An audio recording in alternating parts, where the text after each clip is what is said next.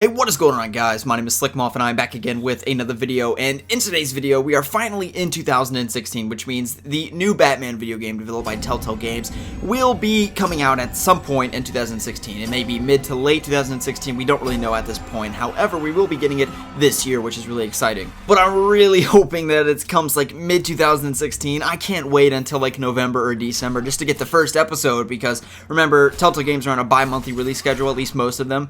So we'll get episode 1 in June, for example, and then 2 months later we'll get, episode 2. So I'm really hoping that it doesn't start too late. I would love for it to start like June or July, please. But anyway, we haven't even gotten an official trailer for the game yet, so it is at least a few months away, but I'm just really hoping that we don't have to wait too long, because I'm so ecstatic and excited and looking forward to this game so thoroughly. And oh man, it just couldn't come soon enough for me. I'm also thoroughly looking forward to the Michonne miniseries, which starts in February and is on a tight release schedule, so it's going to be a monthly release schedule. So it's going to go February, March, and April, and then it'll end in April. And then after April, Batman's next up. They have nothing left in line, and usually Telltale doesn't go too long without not having a title release.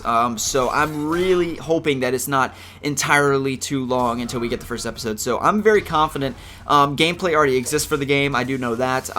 How much, we don't know. But anyway, enough speculation on when the game's coming. That's not the point of this video. Today, I would love to chat about 3 things, or 3 scenes that I would really like to see in this new Telltale Batman game. So, without further ado, let's get right into it. And for scene number 1, I would love to see the death scene of Thomas and Martha Wayne. Now, this is honestly kind of a given. I don't really think this is speculation. We're definitely going to see this death scene. To what depth, I don't really know. And will it occur in a flashback? I think that is most likely, kind of how it's going to occur in Batman v Superman. Or they could do it as the opening scene of the actual game, and it progresses in chronological order, and then it jumps in time from when his parents actually die all the way up to whenever the game takes place. What is really interesting about a Telltale rendition of the Joe Chill murder scene is that we can actually, as Bruce Wayne, who will be playing as the entire length of the game, have different outcomes and try to actually sway the outcome of that event. So for example, we could either charge at Joe Chill, try to take the gun from him before he shoots Thomas. We could have different, varying levels of aggression. We could be more threatening with him in the way we respond to him, or we could respond more scared or beg him not to kill him or whatever.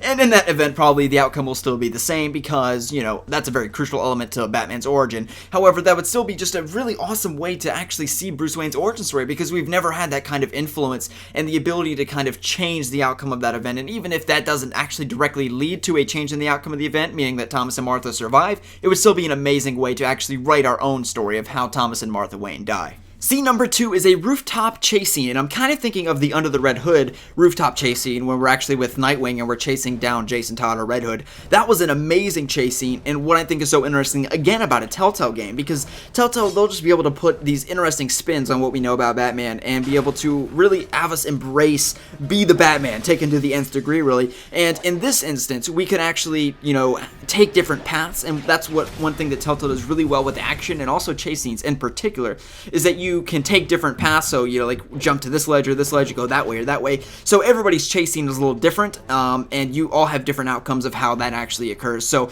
you can kind of get into the mind of Bruce Wayne, who none of us, listening to this commentary or myself recording it, are as intelligent as him, but we can at least try to kind of get into his head and to why he makes the decisions that he does in real-time action moments.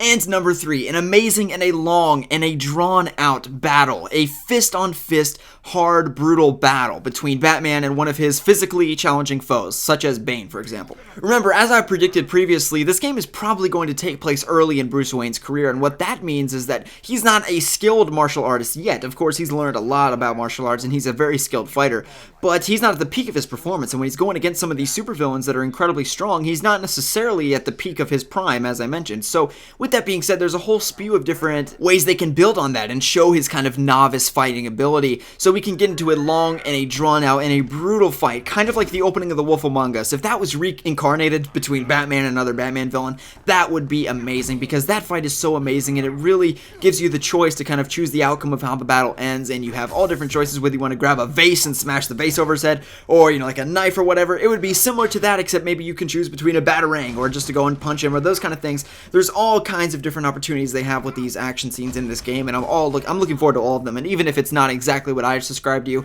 I'm sure they'll find it interesting and a creative way to make the fight and combat scenes really interesting in this game.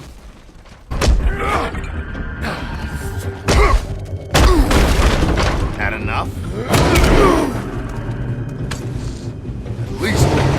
fucking challenge. So anyway guys, I hope you all have enjoyed the video. If you did, you can feel free to drop a like button. What scenes would you like to see in the Batman Telltale game? Even more so, what scenes would you not like to see? Is there any scene that you would particularly not want to see, or any character you would want to be disincluded from the series in replacement of another?